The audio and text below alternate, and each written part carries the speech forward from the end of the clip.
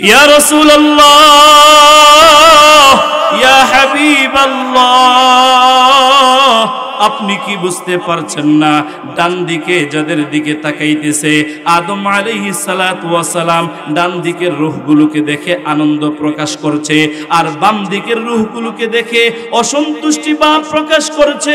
এর দ্বারা আদম আলাইহিস সালাতু ওয়াস সালাম আপনাকে বুঝাইয়া দিচ্ছেন, আপনার উম্মতের মধ্যে যারা আল্লাহর আদেশ মেনে চলবে, আপনার উম্মতের মধ্যে যারা আল্লাহর নির্দেশ মেনে জীবনে বাস্তবায়ন করে চলবে, আল্লাহর আদিষ্ট বিষয়গুলোকে জীবনের পাথেয় হিসাবে গ্রহণ করবে, আল্লাহর নিষিদ্ধ বিষয় থেকে বিরত থাকবে, তাদের কিয়ামত পর্যন্ত যারা এমন ভাবে চলবে তাদের ঠিকানা হবে চিরস্থায়ী জান্নাত। সুবহানাল্লাহ।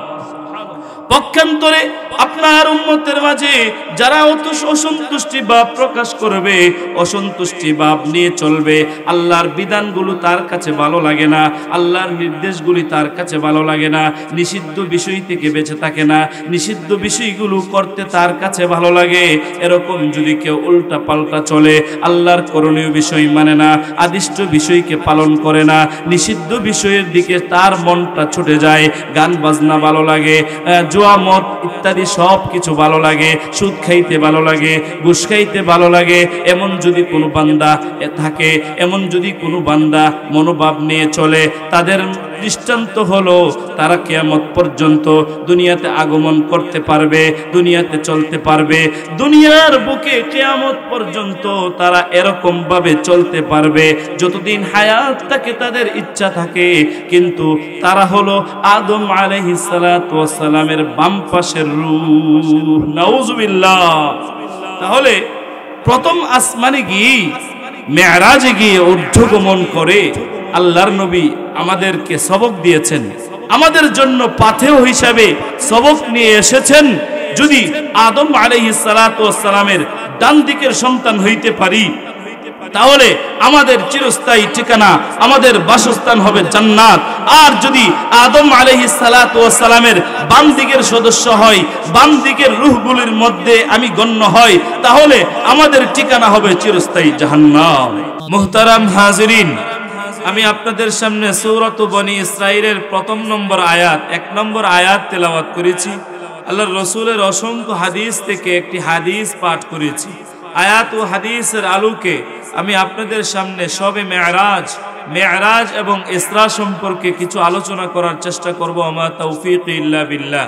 মুহতারাম হাজিরিন, আল্লাহ পাক রব্বুল আলামিন সূরাত বনী ইসরাঈলের প্রথম আয়াতের মধ্যে ইরশাদ করেন, আল্লাহ বলেন, সুবহানাল্লাযী আসরা বিআবদিহি লাইলাম মিনাল মাসজিদিল হারাম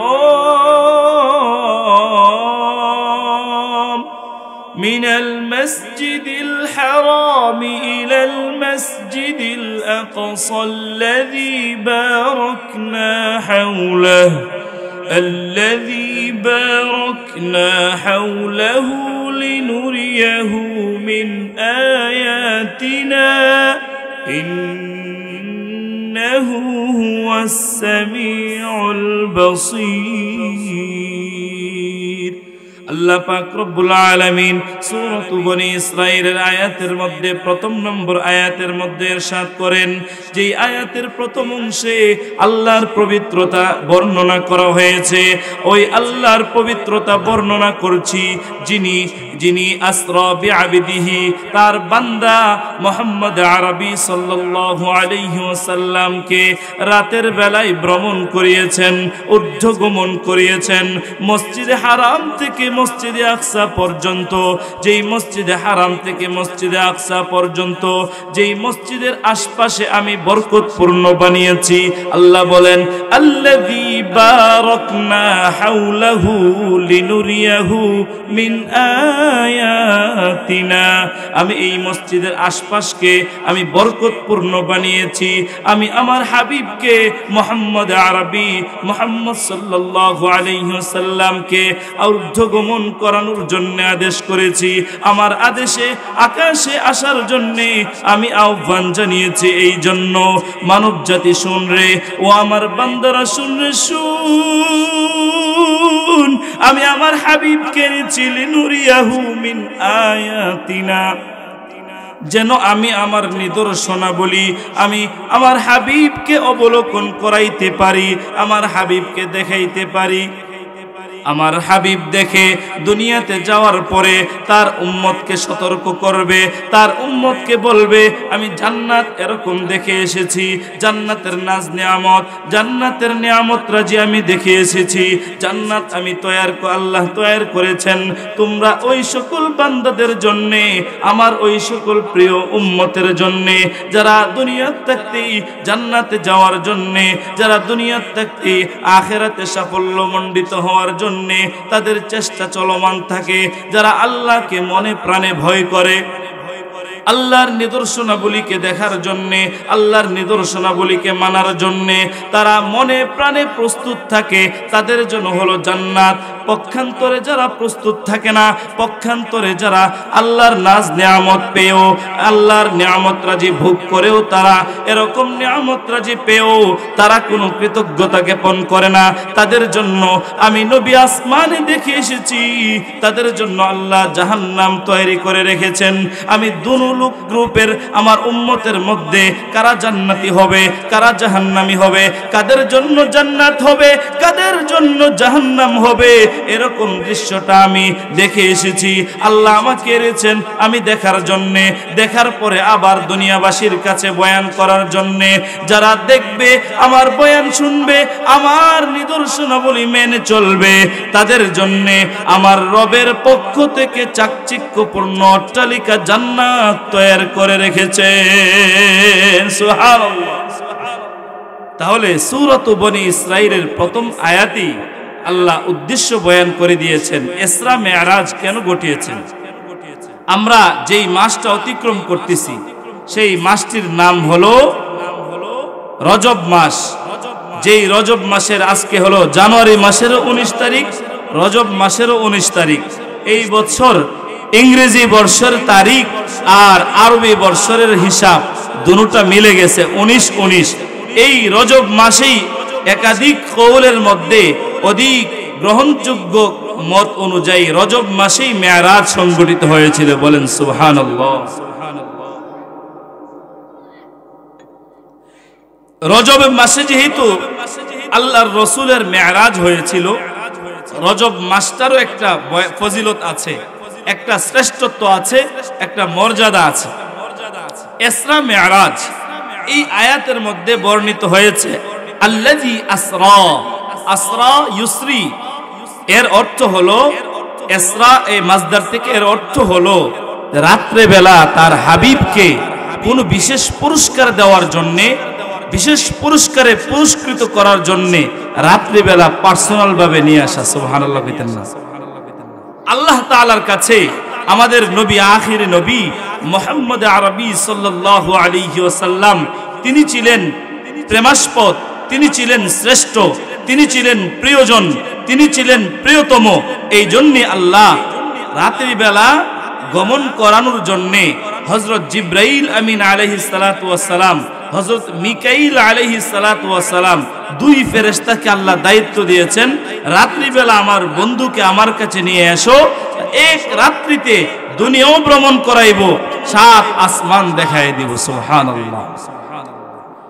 পরের অংশের মধ্যে বলেছেন মিনাল মসজিদিল হারাম ইলাল মসজিদিল আকসা, মসজিদে হারাম অর্থাৎ মক্কাতে সৌদি আরবের মধ্যে মসজিদে নববী, যেই মসজিদে অনেক ফজিলত আছে, যারা আমরা হজ করতে গিয়েছি, উমরা পালন করেছি, সেই দেশে আমরা অন্য কোনো কাজেও গিয়েছি, কর্মের জন্য গিয়েছি, আমরা দেখে এসেছি সেই মসজিদে নববী, সেই মসজিদে নববী থেকে মসজিদে আকসা, যেই মসজিদে আকসাকে বাইতুল মাকদিসে অবস্থিত, ফিলিস্তিনে অবস্থিত, মসজিদে নববী থেকে সৌদি আরবের মসজিদে নববী থেকে ফিলিস্তিনের মসজিদে আকসা পর্যন্ত রাতে বেলা হযরত জিবরাইল আমিন আলাইহিস সালাতু ওয়াস সালাম, হযরত মিকাইল আলাইহিস সালাতু ওয়াস সালাম, দুইজনের তত্ত্বাবধানে, দুইজনের পাহারাদারিতে, দুইজনের নিরাপত্তায় আল্লাহর নবী যে গমন করেছেন, আল্লাহর নবী যে আগমন করেছেন, এই আগমনটাকে বলা হয় ইসরা। সুবহানাল্লাহ।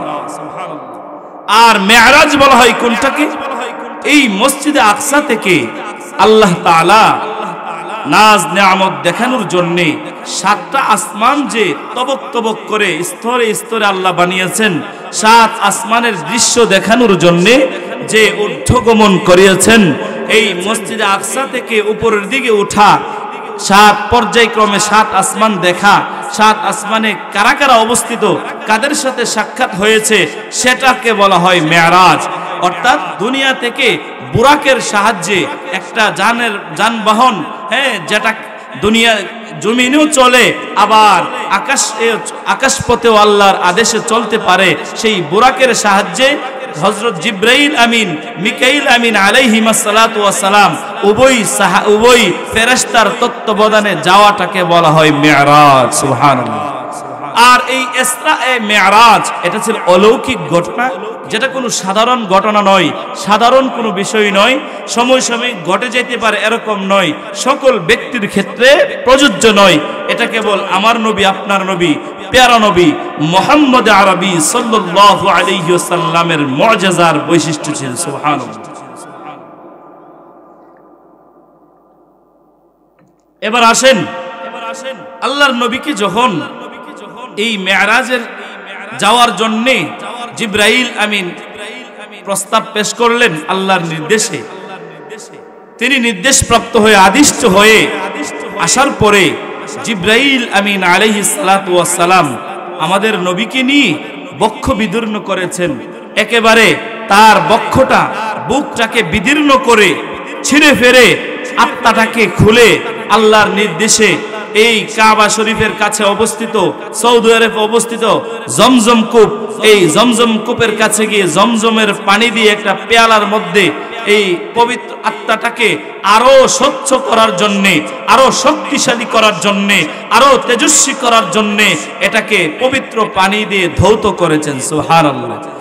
আর ধৌত করে আবার যথাস্থানে ফিরিয়ে দিয়ে আল্লাহর নবীকে ঊর্ধ্বগমন করানোর জন্য প্রথম আসমান পর্যায়ক্রমে 7 আসমান গমন করিয়েছেন। সুবহানাল্লাহ।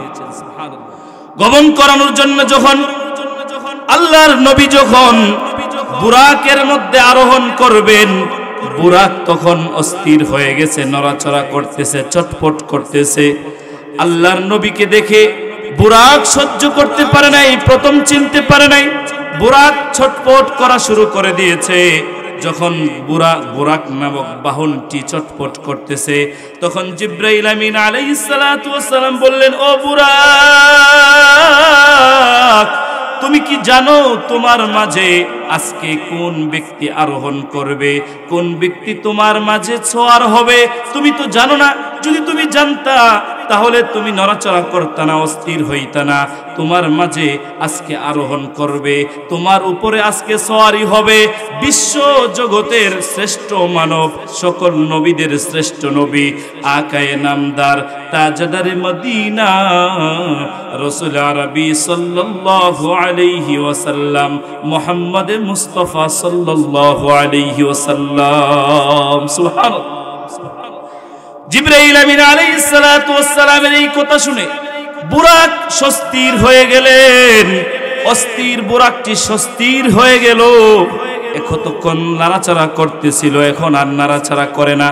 আল্লাহর নবী যখন ওঠার জন্য আসলেন, তখন বুরাক একেবারে স্বস্তির হয়ে স্ব-ইচ্ছায় একেবারে নিচু হয়ে গেল, যেন আল্লাহর নবী কোনো কষ্ট ছাড়াই তার মাঝে আরোহণ করতে পারে। সুবহানাল্লাহ। এই বুরাকের মাঝে আল্লাহর নবী আরোহণ করলেন, উঠলেন। জিবরাইল আমিন আলাইহিস সালাতু ওয়াস সালাম, মিকাইল আলাইহিস সালাতু ওয়াস সালাম, 2 ফেরেশতার তত্ত্বাবধানে সেই ঊর্ধ্বগমন শুরু হলো।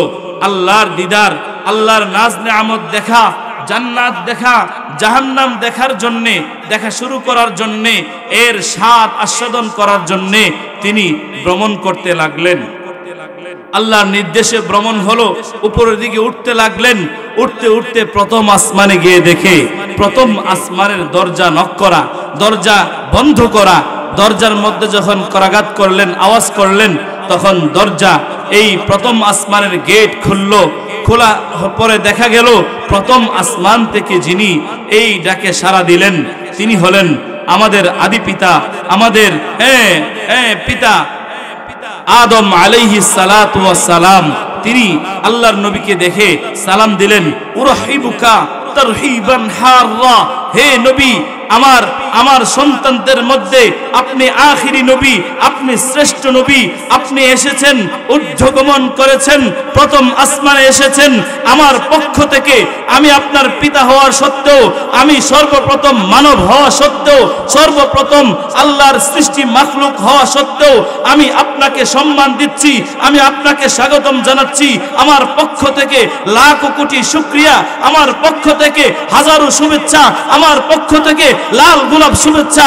আমি আপনাকে স্বাগতমের মাধ্যমে, স্বাগতম জানানোর মাধ্যমে, সম্মান প্রদর্শন মাধ্যমে আমি আপনাকে বরণ করলাম। সুবহানাল্লাহ। তাহলে সেই নবীর উম্মত আমরা। কোন নবীর উম্মত আমরা? সেই শ্রেষ্ঠ মানব যিনি সকল নবীদের শ্রেষ্ঠ নবীর উম্মত আমরা, আখিরি নবীর উম্মত। আমাদেরও শ্রেষ্ঠত্ব আছে, আমাদের করণীয় আছে, আমাদেরও বর্জনীয় আছে। ইসরা মিরাজের ঘটনা থেকে আমাদেরও শিক্ষা নিতে হবে, আমাদেরকে উপযুক্ত শিক্ষা গ্রহণ করে জীবনের পাথেয় হিসেবে গ্রহণ করতে হবে। এই প্রথম আসমানে যাওয়ার পরে আদম আলাইহিস সালাতু ওয়াস সালামের সাথে সাক্ষাৎ হয়ে গেল। আদম আলাইহিস সালাতু ওয়াস সালাম স্বাগতম জানিয়ে বরণ করলেন, স্বাগতম জানালেন। তিনি দেখলেন আদম আলাইহিস সালাতু ওয়াস সালামের দুই পাশে, এক পাশে কিছু রূহ অবস্থান করছে, ডান পাশে। তাদের দিকে আদম আলাইহিস সালাতু ওয়াস সালাম তাকায়া মুচকি হাসে। তাদের দিকে দেখে একেবারে আনন্দের একটা ভাব প্রকাশ করে। আবার বাম দিকে তাকিয়ে দেখে কিছু রূহ অবস্থান করতেছে। তাদের দিকে তাকায়া আদম আলাইহিস সালাতু ওয়াস সালাম অসন্তুষ্টি ভাব প্রকাশ করছে। এই দৃশ্যটা দেখে আমাদের নবী মুহাম্মদ আরবি সাল্লাল্লাহু আলাইহি ওয়াসাল্লাম জিবরাইল আমিনকে প্রশ্ন করলেন। মনে প্রশ্ন জাগে কি জাগে না? প্রশ্ন করলেন, শিক্ষার জন্য এসেছি, আল্লাহর নাজ নেয়ামত অবলোকনের জন্য এসেছি। আল্লাহ তাআলা আসমান জমিন সৃষ্টি করেছেন, আল্লাহ তাআলা আমার উম্মতের জন্য জান্নাত তৈরি করেছেন, আল্লাহ তাআলা আমার উম্মতের জন্য জাহান্নাম তৈরি করেছেন। জান্নাত কাদের জন্য, জাহান্নাম কাদের জন্য, এই বিষয়টা বোঝার জন্য আমি এসেছি। আমি নবী স্বয়ং সাক্ষী হিসাবে আমি যেন চাক্ষুষভাবে দেখে আমার উম্মতের কাছে বয়ান করতে পারি এসেছি। আজকে আমাকে তো শিক্ষা নিয়েই ফিরতে হবে। উপযুক্ত বয়ান, উপযুক্ত নসিহা আমাকে গ্রহণ করেই যেতে হবে। এই যে জিবরাইল দৃশ্যটা দেখলাম, বুঝে আসলো না। এরকম প্রশ্ন জাগবো কিনা? সালাম জানাইতেছে স্বাগতমের সাথে, একদিকে তাকায় দেখে অনেকগুলো রূহ, তাদেরকে দেখে সালাম দেই, তাদেরকে দেখে আনন্দের ভাব প্রকাশ করে, অপর দিকে অসন্তুষ্টি ভাব প্রকাশ করে। আল্লাহর নবী যখন জিবরাইল আমিন আলাইহিস সালাতু ওয়াস সালামকে এই প্রশ্ন করলেন, তখন জিবরাইল আমিন উত্তর দিলেন, ইয়া রাসূলুল্লাহ, ইয়া হাবিবাল্লাহ, আপনি কি বুঝতে পারছেন না? ডান দিকে যাদের দিকে তাকাইতেছে আদম আলাইহিস সালাতু ওয়াস সালাম, ডান দিকের রূহগুলোকে দেখে আনন্দ প্রকাশ করছে, আর বাম দিকের রূহগুলোকে দেখে অসন্তুষ্টি ভাব প্রকাশ করছে। এর দ্বারা আদম আলাইহিস সালাতু ওয়াস সালাম আপনাকে বুঝাইয়া দিচ্ছেন, আপনার উম্মতের মধ্যে যারা আল্লাহর আদেশ মেনে চলবে, আপনার উম্মতের মধ্যে যারা আল্লাহর নির্দেশ মেনে জীবনে বাস্তবায়ন করে চলবে, আল্লাহর আদিষ্ট বিষয়গুলোকে জীবনের পাথেয় হিসাবে গ্রহণ করবে, আল্লাহর নিষিদ্ধ বিষয় থেকে বিরত থাকবে, তাদের কিয়ামত পর্যন্ত যারা এমন ভাবে চলবে তাদের ঠিকানা হবে চিরস্থায়ী জান্নাত। সুবহানাল্লাহ।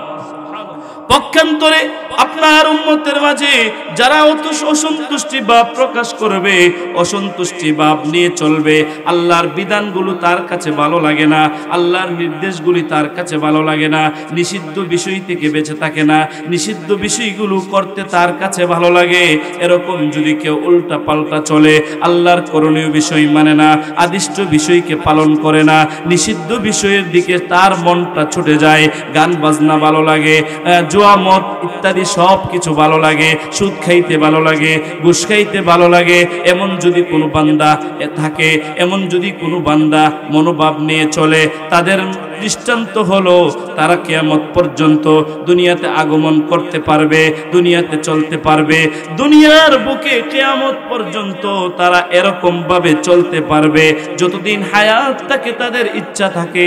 কিন্তু তারা হলো আদম আলাইহিস সালাতু ওয়াস সালামের বাম পাশের রূহ। নাউজুবিল্লাহ।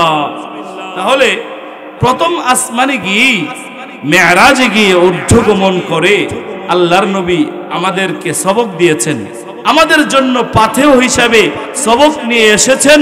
যদি আদম আলাইহিস সালাতু ওয়াস সালামের ডান দিকের সন্তান হইতে পারি, তাহলে আমাদের চিরস্থায়ী ঠিকানা, আমাদের বাসস্থান হবে জান্নাত। আর যদি আদম আলাইহিস সালাতু ওয়াস সালামের বাম দিকের সদস্য হয়, বাম দিকের রূহগুলির মধ্যে আমি গণ্য হই, তাহলে আমাদের ঠিকানা হবে চিরস্থায়ী জাহান্নাম। তাহলে আমাদেরকে শিক্ষা নিতে হবে, আমরা যদি আদম আলাইহিস সালাতু ওয়াস সালামের ডান পাশের সন্তান হতে চাই, আদম আলাইহিস সালাতু ওয়াস সালামের ডান পাশের রূহগুলোর মধ্য থেকে আমার রূহটাকে শামিল করতে চাই, তাহলে আমাদেরকেও আদম আলাইহিস সালাতু ওয়াস সালাম থেকে, এই ঘটনা থেকে শিক্ষা নিয়ে আমাদের নবীর বাতলিয়ে দেওয়া, আমাদের নবীর নির্দিষ্ট পথ, আমাদের নবীর তরিকা অনুযায়ী, আল্লাহর হুকুম অনুযায়ী জীবনটা পরিচালনা করতে হবে। ঠিক কিনা ভাইয়েরা আমার? এই জন্য আল্লাহর নবী মেরাজে গিয়ে আমাদের জন্য অনেক কিছু নিয়ে এসেছে। আল্লাহর নবী প্রথম আসমান গমন করা শেষ, প্রথম আসমান থেকে আল্লাহর নবী যে পুরস্কার পাওয়ার কথা ছিল, আদমের পক্ষ থেকে বাবা হয়েও সন্তানকে উরাহিবুকা স্বাগতম জানিয়েছেন, মারহাবা দিয়েছেন, লাল গোলাপ শুভেচ্ছা দিয়েছেন। এরকম ভাবে তিনি সম্মানের পাত্র হয়েছেন, সম্মান তার প্রতি প্রদর্শন করা হয়েছে। সম্মানিত হওয়ার পরে আল্লাহর নবী এবার গেলেন দ্বিতীয় আসমানে। কোন আসমানে? দ্বিতীয় আসমানে। দ্বিতীয় আসমানে গিয়ে দেখেন, সেই আসমানে উপবিষ্ট আছেন আমাদের আগেরকার নবীদের মধ্যে হযরত ঈসা আলাইহিস সালাতু ওয়াস সালাম, হযরত ইয়াহইয়া আলাইহিস সালাতু ওয়াস সালাম। ঈসা এবং ইয়াহইয়া আলাইহিস সালাম দুই নবী আল্লাহর নবীকে স্বাগতম জানানোর জন্য, আল্লাহর নবীকে অভ্যর্থনা দেওয়ার জন্য, আল্লাহর নবীকে শুভেচ্ছা দেওয়ার জন্য সেই দ্বিতীয় আসমানের দরজা খুলে অপেক্ষমান। সুবহানাল্লাহ। তাহলে আমাদের নবীর মর্যাদা কত বেশি!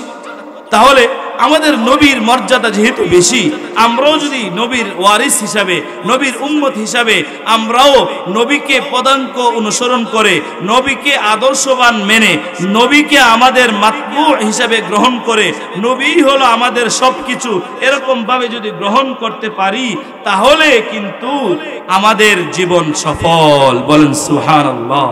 পক্ষান্তরে যদি মেরাজের ঘটনা থেকে আমরা উপযুক্ত শিক্ষা না নিতে পারি, তাহলে আমাদের চেয়ে হতভাগা আর কেউ হতে পারে না।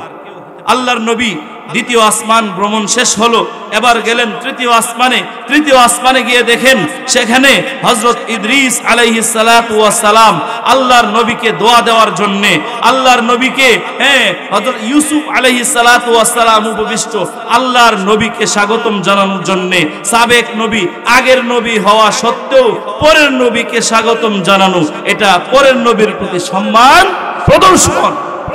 সেখানে এই দৃশ্য দেখে আল্লাহর নবী এরকম মনোভাব ব্যক্ত করলেন, আমি যেই নবী আমাকে স্বাগতম জানানোর জন্য উপবিষ্ট আছেন, সেই নবীর সৌন্দর্য দেখে আমি মুগ্ধ হয়ে গেলাম।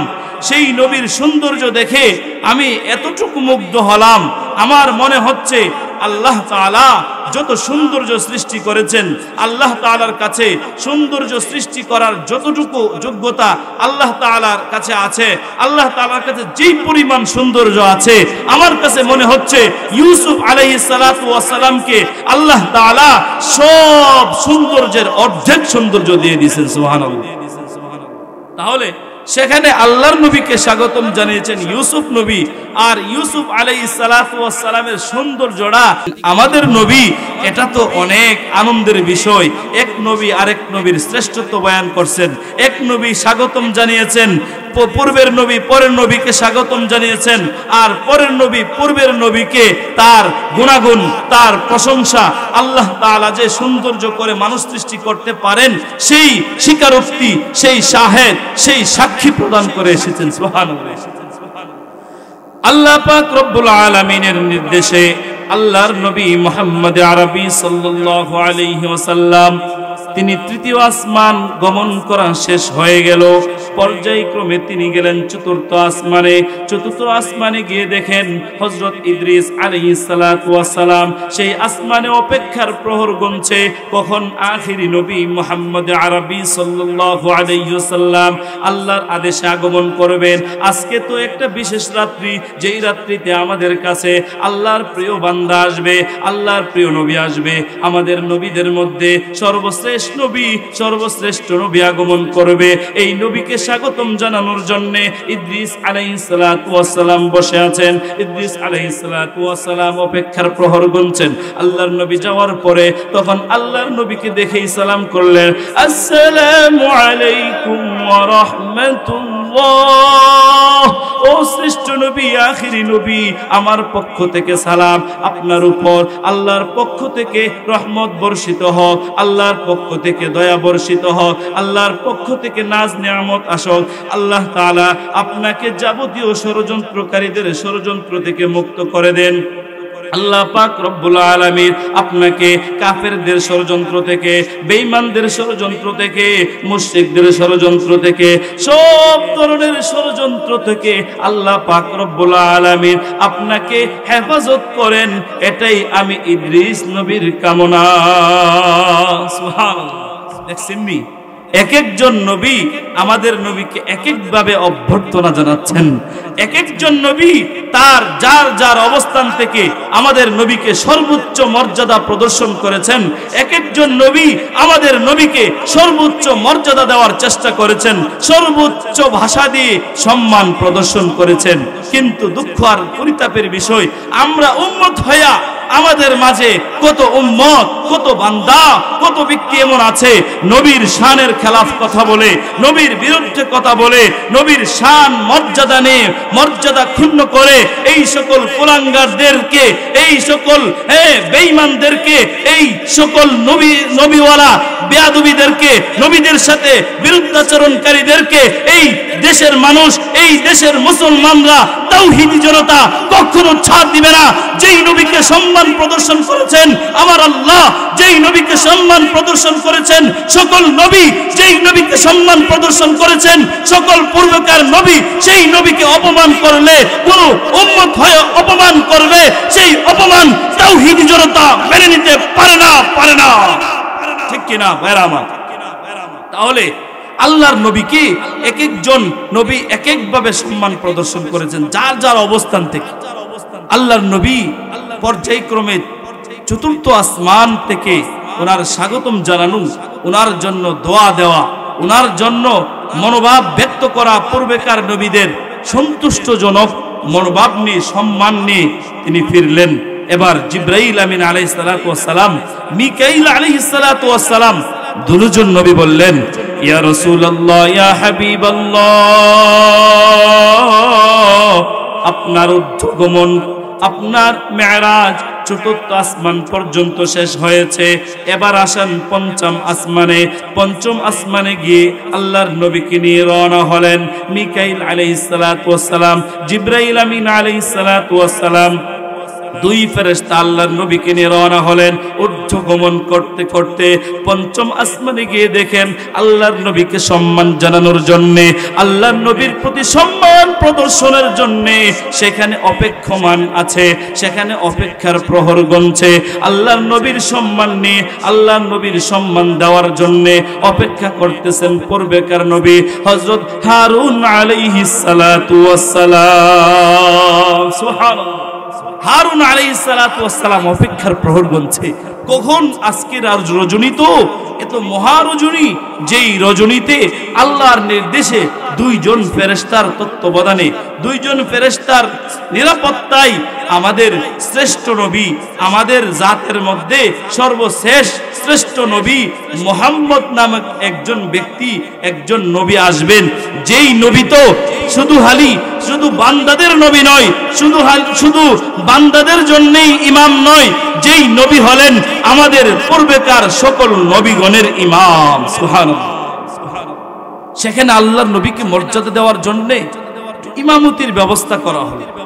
ইমামতি করবেন, নামাজের রক্ত হয়ে গেলে পর্যায়ক্রমে ইমামতি করবেন, যেখানে সময় হয় মুসলমান হিসেবে সেখানে জামাতের পরিবেশ কায়েম করা, ইমামতি করবেন। সকল নবীদের সবাই একসাথে হয়েছে, একসাথে হওয়ার পরে তখন ইমামতি কে করবেন, ইমামতির পালাটা কার কাঁধে বর্তাবে, সেই বিষয় নিয়ে যখন আলোচনা হলো, তখন আল্লাহ পাক রব্বুল আলামিন আসমান থেকে জিবরাইল আমিন আলাইহিস সালাতু ওয়াস সালামের মাধ্যমে জানিয়ে দিলেন, আজকের যত নবী হোক না কেন, যত পূর্বেকার নবী হোক না কেন, যত বয়স্ক নবী হোক না কেন, যত পূর্বের নবী আসুক না কেন, যত নবী রাসূল একসাথে হয়েছে, তার মধ্য থেকে আমি আল্লাহর কাছে সর্বশ্রেষ্ঠ মেহমান হিসেবে পাঠিয়েছি, আমি আল্লাহর কাছে মেহমান হিসেবে দাওয়াত করেছি মুহাম্মদ নামক নবীকে, আখিরি নবীকে, সর্বশেষ নবীকে যেহেতু আমার মেহমান হিসেবে দাওয়াত করেছি, মেহমান আজকে সকল মেজবানের ইমামতি করবে, এটা আমি আল্লাহর পক্ষ থেকে নির্দেশ, তুমি জিবরাইল জানিয়ে দাও। সুবহানাল্লাহ। তাহলে কেমন মর্যাদা ছিল আমাদের নবী? আল্লাহর নবী পঞ্চম আসমানের দেখা শেষ, আল্লাহর নাজ নিয়ামত আল্লাহর পক্ষ থেকে, আল্লাহর নির্দেশে হারুন নবীর পক্ষ থেকে সম্মান পেয়ে গেছেন। সম্মান প্রাপ্ত হয়ে এবার চললেন জিব্রাইলকে নিয়ে, মিকাইল আলাইহিস সালাম, দুই নবীকে নিয়ে, দুই যে ফেরেশতাকে নিয়ে চললেন ষষ্ঠ আসমানে। ষষ্ঠ আসমানে গিয়ে দেখেন সেখানে অপেক্ষার প্রহর গুনছে মূসা আলাইহিস সালাতু ওয়াস সালাম, নবী মূসা আলাইহিস সালাতু ওয়াস সালাম। সেখানে গিয়ে যখন দেখলেন মূসা, তখন মূসা আলাইহিস সালাতু ওয়াস সালাম আমাদের নবী মুহাম্মদ আরবি সাল্লাল্লাহু আলাইহি ওয়াসাল্লামকে দেখে একেবারে আনন্দিত হয়ে গেলেন। ও ইয়া রাসূলুল্লাহ, ইয়া হাবিবাল্লাহ, আপনি তো ওই সম্প্রদায়ের নবী, আপনি তো ওই জনগোষ্ঠীর নবী, ওই জনগোষ্ঠীর কমান্ডার, যেই জনগোষ্ঠীর নেতৃত্ব আমি মূসাও এক সময় দিয়েছিলাম, আমিও তাদের নবী ছিলাম, আমি তাদেরকে পরিচালনা করে এসেছি। আজকে আপনি যেহেতু এসেছেন, আপনার সাথে অনেক বোঝা পরামর্শ আছে, আপনাকে আল্লাহ তাআলা ডেকে এনেছেন হাদিয়া দেওয়ার জন্য, পুরস্কার দেওয়ার জন্য। পুরস্কার আল্লাহ তাআলা কি দিতে চাচ্ছেন আর আপনি কি পুরস্কার নিতে চাচ্ছেন আমার সাথে একটু শেয়ার করেন, কারণ আমি তো ওই জাতিকে পরিচালনা করে এসেছি, যেই জাতির দায়িত্বে আপনি নিয়োজিত আছেন। আমার সাথে যদি একটু শেয়ার করেন, আমার সাথে যদি একটু পর্যালোচনা করেন, তাহলে আপনার জন্য সহজ হবে। তখন আমাদের নবী মুহাম্মদ আরবি সাল্লাল্লাহু আলাইহি ওয়াসাল্লাম মূসা আলাইহিস সালাতু ওয়াস সালামকে বললেন, আমাদের নবী মুহাম্মদ আরবি সাল্লাল্লাহু আলাইহি ওয়াসাল্লাম মূসা নবীকে বললেন, ও কালিমুল্লাহ, ও মূসা নবী, আল্লাহ পাক রব্বুল আলামিন আমাকে যে দাওয়াত দিয়ে এনেছেন, আমাকে যে আজকে হাদিয়া দেওয়ার জন্য এনেছেন, আমার উম্মতের পাথেও দেওয়ার জন্য এনেছেন, আমার উম্মতের জন্য জীবনের পাথেও দিবেন, দিশা দিবেন, দিশারি দিবেন, গাইডলাইন দিবেন, যে গাইডলাইন অনুসরণ করে আমার উম্মতেরা সফল হবে, আমিও দাওয়াত দেও সফল একজন নবী হব। তখন মূসা আলাইহিস সালাতু ওয়াস সালামকে বললেন, আল্লাহ পাক রব্বুল আলামিন আমাকে তো আমার উম্মতের জন্য বিশেষ একটা পুরস্কার দিয়েছেন। পুরস্কারটি হলো দৈনিক আমার উম্মত যদি 50 ওয়াক্ত নামাজ পড়ে, তাহলে তারা নাকি চিরস্থায়ী জান্নাতি হবে।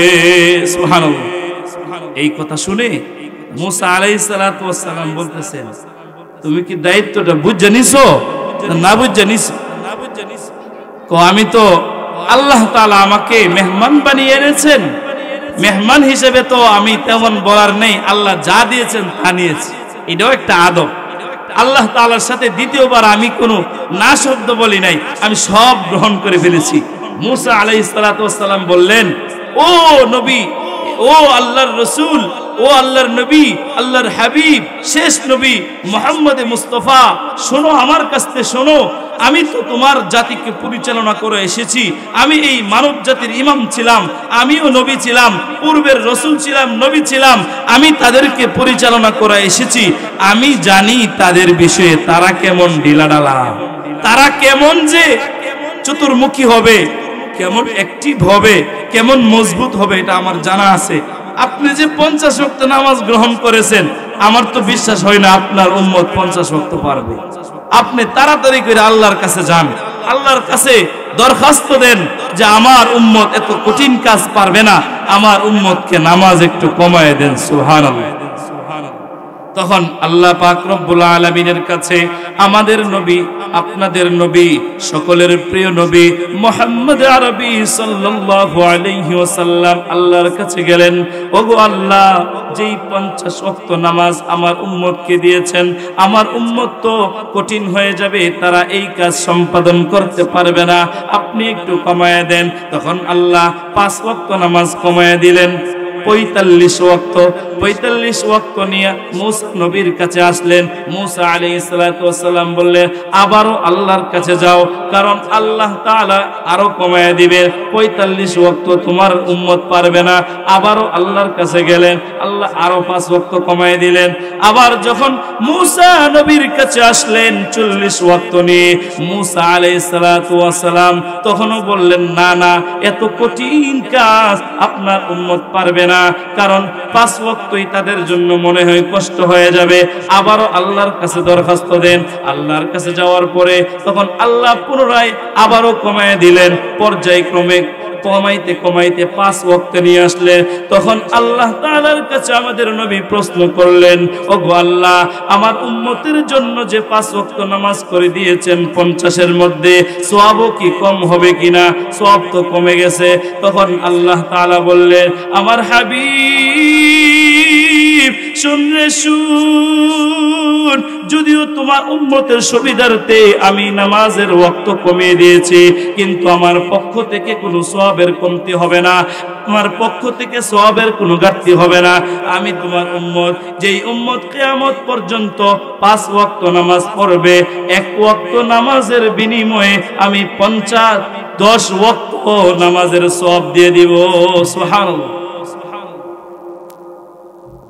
তো এরকম ভাবে মুসা আলাইহিস সালাতু ওয়াস সালাম কাছে যখন এরকম আবার আবদার নিয়ে আসলেন, এবার ঠিক আছে, মুসা নবী বললেন, তাহলে ঠিক আছে, 5 ওয়াক্ত নামাজ উম্মত পড়তে পারে, তার চেয়ে তো আর কম করা যেতে পারে না, তার চেয়ে কম এটা সহনীয়, এটা মানানসই, এটা হতে পারে।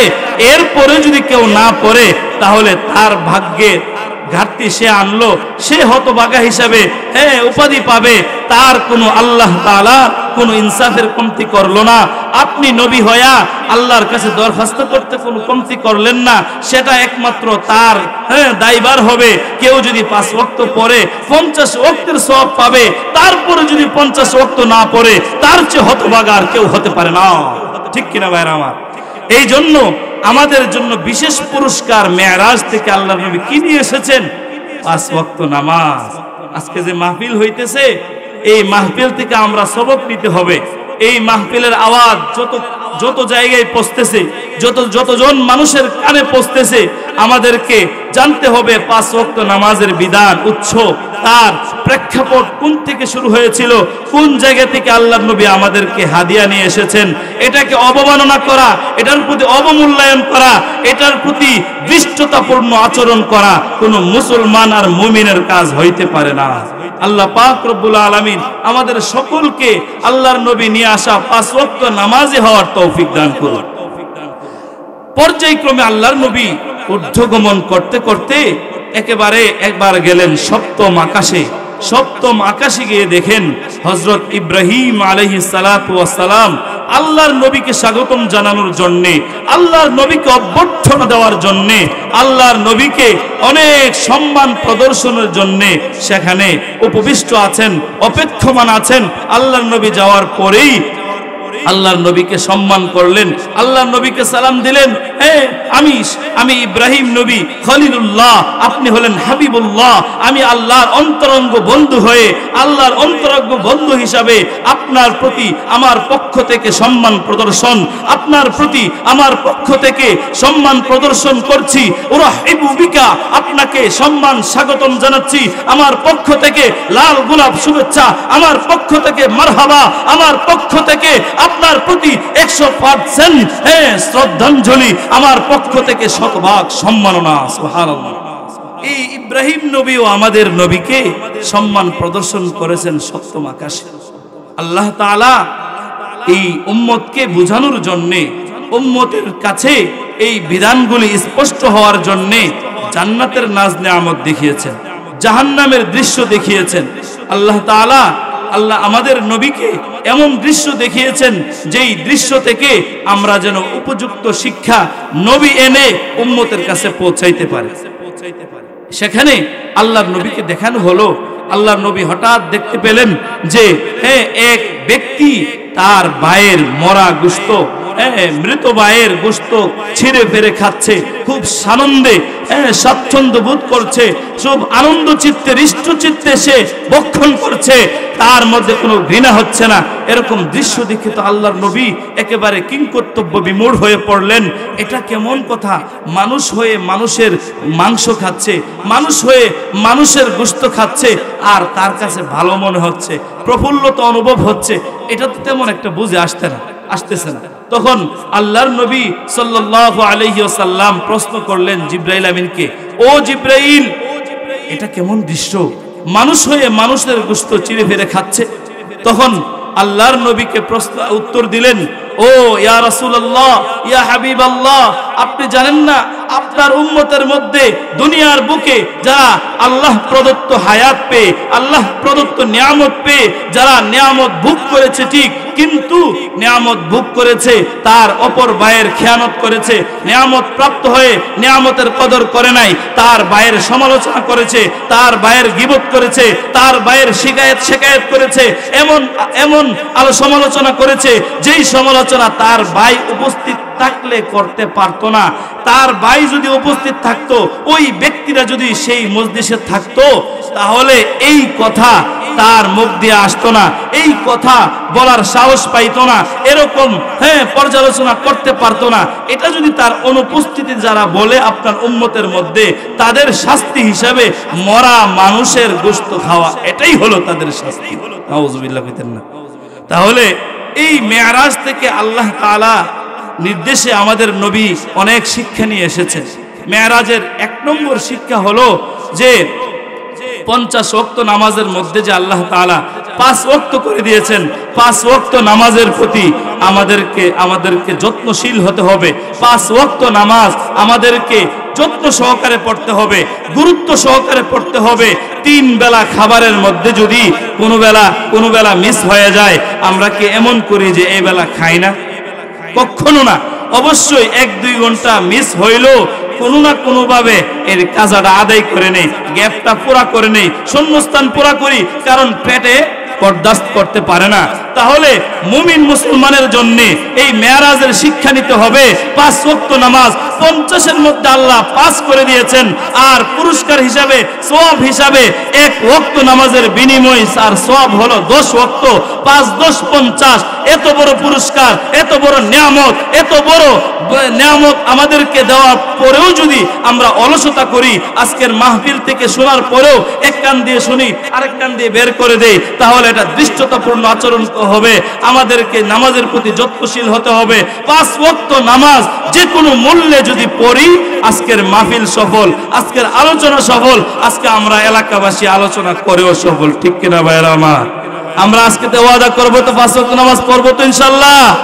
তাহলে মেরাজের 1 নম্বর শিক্ষা হলো নামাজের প্রতি যত্নশীল হতে হবে। আল্লাহর নবী নিয়ে আসা, আল্লাহর নবী মাধ্যমে আসা 5 ওয়াক্ত নামাজ কোনোভাবেই মিস করা যাবে না। মেরাজের 2 নম্বর শিক্ষা হলো আল্লাহর তাওহীদ, আল্লাহর একত্ববাদের প্রতি একেবারে মজবুত বিশ্বাসী হওয়া, মজবুতভাবে বিশ্বাস করা যে আল্লাহর নবীর শানে, আল্লাহর নবীর ব্যাপারে এরকম অলৌকিক ঘটনা ঘটতেই পারে। আল্লাহর পক্ষে এক রাত্রিতে মিনাল মসজিদুল হারাম ইলাল মসজিদুল আকসা, মসজিদে হারাম থেকে মসজিদে আকসা পর্যন্ত, মসজিদে নববী থেকে ফিলিস্তিনের অবস্থিত বাইতুল মাকদিসের মসজিদে আকসা পর্যন্ত এক রাত্রিতে গমন করা, এটা হলো ইসরা। আর সেখান থেকে 7 আসমান ঊর্ধ্ব গমন করা, সেটা হলো মেরাজ। এক রজনী কেন, আমার রবের পক্ষে, আমার স্রষ্টার পক্ষে 1 ঘন্টা, 1 মিনিট, 1 সেকেন্ডের ভিতরে এর চেয়ে আরো মজবুত ঘটনা ঘটাইতে আমার আল্লাহ সক্ষম, ঠিক কিনা? তাহলে এরকম ঘটনা থেকে এই শিক্ষাটা নিতে হবে, এই জামানায়ও অন্য আগেও আমার আল্লাহ ঘটাইতে পারছেন, এখনো পারেন, ভবিষ্যতে কিয়ামত পর্যন্ত পারবেন, এরকম বিশ্বাস এই ঘটনা থেকে শিক্ষা নিয়ে মেরাজের দ্বিতীয় শিক্ষা হলো আকীদা, বিশ্বাস, ঈমানকে আরো মজবুত করতে হবে, ঠিক কিনা ভাইরা আমার? 3 নম্বর শিক্ষা হলো ওই যে আল্লাহর নবী মরা ভাইয়ের গোশত খাইতে দেখছেন, কেমন অপছন্দ হইলে আল্লাহর নবী জিজ্ঞাসা করছেন জিব্রাইলকে, এটা কেমন দৃশ্য? আর তার ভাইয়ের গোশত খাইতেছে আর হাসতেছে, প্রফুল্লতা অনুভব হইতেছে, স্বাচ্ছন্দ্যে সে ভক্ষণ করতেছে, তার কাছে একটু খারাপ লাগতেছে। এটা হলো সে দুনিয়ার থেকে তার রুচিটা নষ্ট করে রুচির ফাইল খাইছে না, রুচিটা নষ্ট হয়ে গেছে। মানুষের গীবত, শিকায়েত, মানুষের বদনাম, মানুষের ক্ষতি, কিভাবে কে কে কার ক্ষতি করতে পারবে, কে কার পিছনে লাগলে তার সারাটা নিজের পকেটের টাকা খরচ কইরা আরেকবারে গিয়া কুটনামি বদনামি করে আসে, এমন মনে হয় মালিয়াতা গ্রামে নাই? আছে? আছে? আরে সত্যি নেই? তাহলে সারা পৃথিবীতে এরকম দৃষ্টান্ত আছে। আল্লাহর বান্দাদের মধ্যে সবাই নাফরমান না, সবাই আল্লাহর ওলি না। আল্লাহর ওলিও আছে, আবার নাফরমানও আছে, ভালো আছে, মন্দ আছে। তাহলে মেরাজের তৃতীয় শিক্ষা আমাদেরকে নিতে হবে যে এরকম বান্দা বান্দি হওয়া যাবে না যে আমি আমার ভাইয়ের, আমি আমার বোনের এমন কথা নিয়ে সমালোচনা করতেছি, যদি সে উপস্থিত থাকতো আমার সাহস হইতো না এই কথাটা বলা। আর যদি সে উপস্থিত থাকলেও বলতাম, এরকম এরকম মজবুত দৃঢ় বিশ্বাসী হন, এটা অবশ্যই এমন কথা হবে যে এই কথা শুনলে সে কষ্ট পাবে না। আর যদি তার অনুপস্থিতি বলি আর সে থাকতো তাহলে অবশ্যই কষ্ট পাইতো। আর অনুপস্থিত থাকার কারণে তার কথাটা আমরা বলে ফেলি, তাকে নিয়ে মজা করি, তাকে নিয়ে ঠাট্টা বিদ্রুপ করি, এটা মেরাজের শিক্ষা থেকে আমাদের প্রতি বর্জনীয় বিষয়। এরকম শিক্ষা নিতে হবে, এরকম কাজ করা যাবে না, এরকম কোনো কিছু করা যাবে না যেটার দ্বারা আমার নবীর আদর্শের খেলাফ হবে, যেটার দ্বারা আমার নবীজির নিয়ে আসা মেরাজের শিক্ষার বিপরীত হবে। এরকম কোনো কাজ কোনো মুসলিম, কোনো প্রকৃত মুমিনের পক্ষে করা শোভনীয় নয়। আল্লাহ পাক আমাদেরকে উপযুক্ত শিক্ষা নেওয়ার তৌফিক দান করুন। আল্লাহর নবী যখন পর্যায়ক্রমে 7 আসমান ঊর্ধ্ব গমন করে দুনিয়াতে ফিরে আসলেন, একই রজনীতে, গালেবান অধিক সম্ভাব্যপূর্ণ মাস, একেবারে প্রসিদ্ধ কৌল অনুযায়ী রজব মাসেই সংগঠিত হয়েছিল। কোন তারিখ, দিন তারিখ নির্দিষ্ট নাই। এটা হতে পারে সম্ভাব্য 26 তারিখ দিন গিয়ে রাত, অথবা এই রজবের যে কোনো দিন, অথবা অন্য কোনো মাসে। কিন্তু রজব মাসে যেহেতু হয়েছে এটাই প্রসিদ্ধ, এই জন্য রজব মাসের এর উসিলা আমাদেরকে এই আলোচনাটা করতেছি, পর্যালোচনা করতেছি। এতে আমরা উপযুক্ত শিক্ষা নিয়ে জীবনের পাতেও গ্রহণ করতে হবে। আল্লাহর নবী যখন 7 আসমান ভ্রমণ করে আসলেন, হাতিমে কাবার পাশে একটু বসলেন, ক্লান্ত শরীর নিয়ে একটু বিশ্রাম নিলেন, একটু আরাম করার জন্য। এরকম সময় মক্কার মুশরিকদের মাঝে যখন এরকম খবর ছড়লো যে এক রাত্রিতে নাকি এক নবী, মুহাম্মদ নামে এক ব্যক্তি নাকি মসজিদে আকসা থেকে, মসজিদে হারাম থেকে মসজিদে আকসা, সৌদি আরব থেকে ফিলিস্তিন, আবার ফিলিস্তিন থেকে আবার 7 আসমান ঘুরে এসে পড়ছে। এটা কিরকম অলৌকিক ঘটনা, এটা তো বিশ্বাস হইতেছে না।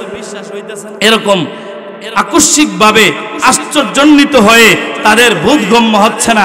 তারা আল্লাহর নবীকে প্রশ্ন করলেন, ও ইয়া রাসূলুল্লাহ, ইয়া হাবিবাল্লাহ, আপনি তো আল্লাহর নবী, আপনি তো দাওয়াত দেন, আপনি তো নবুয়ত প্রাপ্ত, আপনি নাকি আপনার দ্বারা এরকম ঘটনা ঘটেছে, আমাদের তো বিশ্বাস হচ্ছে না, আমাদের কিছু প্রশ্ন আছে, যদি প্রশ্নের উত্তর দিতে পারেন তাহলে আমরা বিশ্বাস করে নিব, আমরা বুঝে নিব আপনার ইসরা সত্য, আপনার মেরাজ সত্য, আপনার ঊর্ধ্বগমন সত্য, 7 আসমান ভ্রমণ করে আসা সত্য। সুবহানাল্লাহ বিদেন না। এরকম প্রশ্ন করা শুরু করলেন। আল্লাহর নবী তো আর কিছু করার নাই, প্রশ্ন যেহেতু মজবুত ভাবে করবেই, তাদের উদ্দেশ্য হলো আটকানো, তাদের উদ্দেশ্য কি আল্লাহর নবীকে ছোট বানানো, মর্যাদা ক্ষুণ্ণ করা। আল্লাহ বলেন, ও মুশরিকরা, বেঈমান কাফেররা, তোমরা চিনছো না একে আমার বন্ধু? আমি চাই সম্মান দেওয়ার জন্য দুনিয়া থেকে আমি ঊর্ধ্বগমন করে 7 আসমান ভ্রমণ করে এনেছি, তোমরা অপমান করবা, এটা কোশ্চিন কালেও আমি দিব না। তোমরা কি প্রশ্ন করবা করো, আমার নবীর উত্তর কুদরতি ভাবে আমার নবীর চক্ষুর সামনে আমি পেশ করে দিব। সুবহানাল্লাহ। যখন প্রশ্ন করলো, বলেন তো দেখি, বাইতুল মাকদিস আপনি ঘুরে এসেছেন ফিলিস্তিন গিয়া এক রাত্রি, আমরা তো জানি পাসপোর্ট করতে কয়েক মাস লাগে, আর দালালের হাতে পড়লে তো কোনো কথাই নাই, আপনার বছর শেষে যাবো 25 সাল পাসপোর্ট করতে করতে। তাহলে তো আপনি কেমনে ঘুরে এলেন এটা আমরা বুঝে আসি।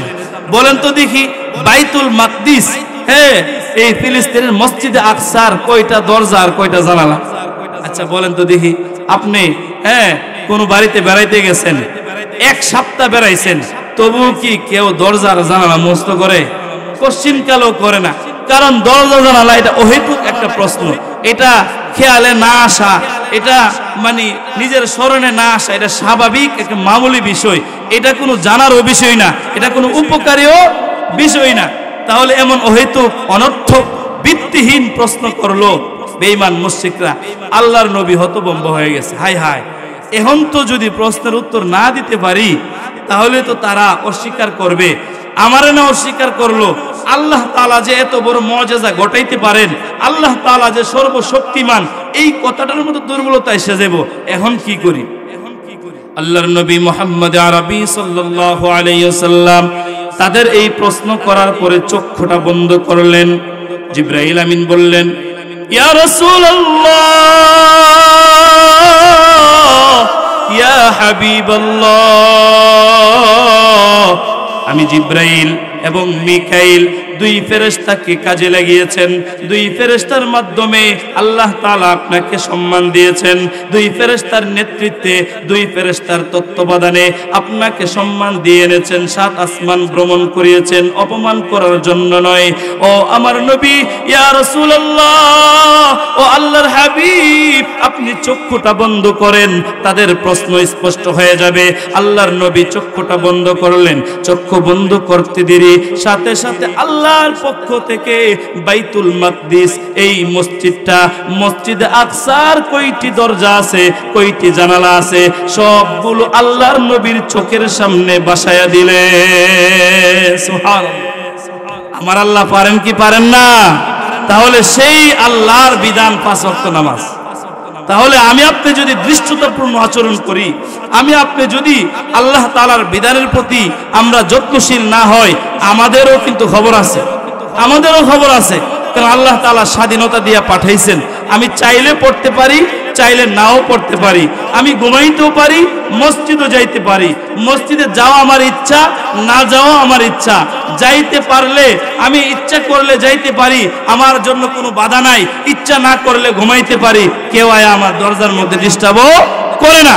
নামাজের মাধ্যমে বান্দা সবচেয়ে বেশি আল্লাহর নিকটবর্তী হয়। নামাজ আল্লাহ তাআলা বান্দাকে আল্লাহর অনেক নিকটে পৌঁছায় দেয়।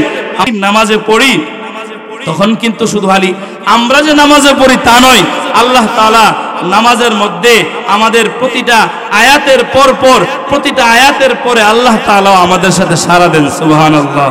বান্দা যখন আমরা নামাজে পড়ি, আউযু বিল্লাহি মিনাশ শাইতানির রাজীম, বিসমিল্লাহির রহমানির রহিম, আলহামদুলিল্লাহি রাব্বিল আলামিন।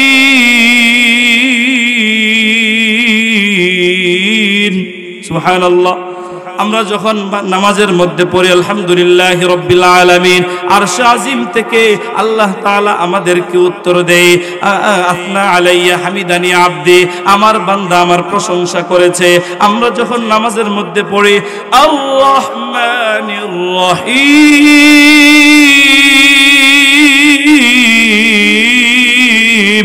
তখন আল্লাহ তাআলা উত্তর দেন, আথনা আলাইয়া আবদি, আমার বান্দা আমার প্রশংসা করেছে। ও জিবরাইল শুন রে শুন, আমার বান্দা যেই উদ্দেশ্য নিয়ে, যেই মাকসাদ নিয়ে নামাজ পড়তেছে, যেই উদ্দেশ্যে আমাকে রাজি খুশি করার জন্য সূরা ফাতিহা পড়তেছে, আমার 99টা নামের মধ্যে রহমান নাম নিয়ে স্মরণ করতেছে, তার উদ্দেশ্য পূরণ করার জন্য তুমি জিবরাইল চলে যাও। তার উদ্দেশ্য মাকসাদ বাস্তবায়ন করার জন্য তুমি জিবরাইল চলে যাও। আমার প্রশংসা সে করতেছে। বান্দা যখন পড়ে মালিক ইয়াউমিদ্দিন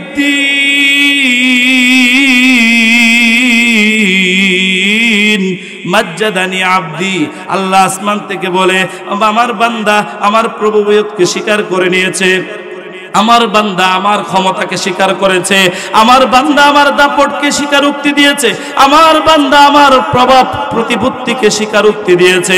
বান্দা যখন পড়ে ইয়্যাকা না'বুদু ওয়া ইয়্যাকা নাস্তাঈন, আল্লাহ তাআলা আরশ আজিম থেকে উত্তর দেয় হাযা বাইনি হাযা লিআবদি হাযা বাইনি ওয়া বাইনা আবদি, এটা হলো আমার এবং আমার বান্দার পার্সোনাল বিষয়।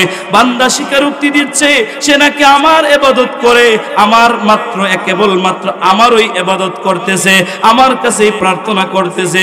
ও জিবরাইল তুমি কই রে কই, শুন রে শুন, তুমি বান্দা যেই উদ্দেশ্যে এই নামাজ পড়তেছে, এই তেলাওয়াত করতেছে, তুমি তার উদ্দেশ্য বাস্তবায়ন করার জন্য দুনিয়ার বুকে এই মুহূর্তে চলে যাও। সুবহানাল্লাহ। বান্দা যখন পড়ে ইহদিনাস সিরাতাল মুস্তাকিম সিরাতাল্লাযীনা আন'আমতা আলাইহিম গায়রিল মাগদুবি আলাইহিম ওয়ালাদ-দাল্লিন, আরশ আজিম থেকে উত্তর আসে হাযা লিআবদি ওয়া লিআবদি মা সাআলা, এটা আমার বিষয় এবং আমার বান্দা আমার কাছে যত কিছু প্রার্থনা করতেছে সব প্রার্থনা পূরণ করা এটাও আমি আল্লাহর দায়িত্ব। সুবহানাল্লাহ। তাহলে আমি আপনি যে দৈনন্দিন 5 ওয়াক্ত নামাজ পড়ি, এই 5 ওয়াক্ত নামাজের মধ্যে আমি আপনি শুধু আল্লাহর প্রশংসা করি তা নয়, আল্লাহও আমাদের এই প্রতিটা আয়াতের উত্তর দেন, প্রতিটা জবাব দেন, প্রতিটা প্রার্থনার জবাব দেন, প্রতিটা আয়াতের প্রতি উত্তরে আল্লাহ কথা বলেন। কখন বলবেন?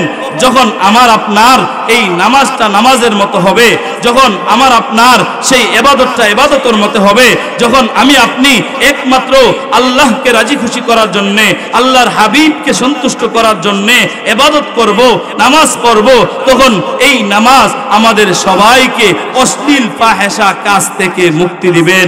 তখনই আমরা জান্নাতি নমুনা হব, আমাদের দৃশ্য হবে জান্নাতীদের, আমাদের পুরস্কার হবে জান্নাতীদের। দুনিয়ার থাকতেই আমাদের দিল সাক্ষী দিবে, দুনিয়ার থাকতেই আমার পাই বলে দিবে আমি এই পা দিয়ে জান্নাতবিহীন কোনো কাজ করতে পারবো না, আল্লাহর সন্তুষ্টির বাইরে কোনো কাজ করতে পারবো না। আমার হাত এমন হয়ে যাবে, আমার হাত বলবে আল্লাহর আদেশের বাইরে আমি কোন কাজ বাস্তবায়ন করতে পারবো না। আমার ব্রেন বলবে, আমার মেধাশক্তি বলবে আমি আল্লাহর জন্য হয়ে গেলাম, তুমি বান্দা আল্লাহর, আমি হয়ে গেলাম আল্লাহর, আমিও আল্লাহর মাখলুক, আমি এই মেধা দিয়ে আল্লাহর নাফরমানি হবে এমন কোন বুদ্ধি করতে পারবো না। সুবহানাল্লাহ। তাহলে আমি আপনি সফল হওয়ার জন্য এই মেরাজের 3টা শিক্ষা নিতে হবে।